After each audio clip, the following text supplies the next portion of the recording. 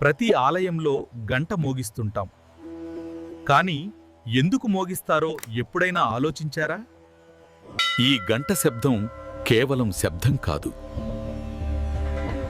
అది ఒక శక్తి.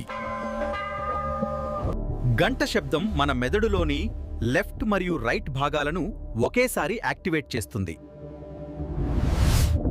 ఈ సౌండ్ వేవ్స్ మన బాడీలో వైబ్రేషన్స్ క్రియేట్ చేసి మన మనసును కామ్ చేస్తాయి.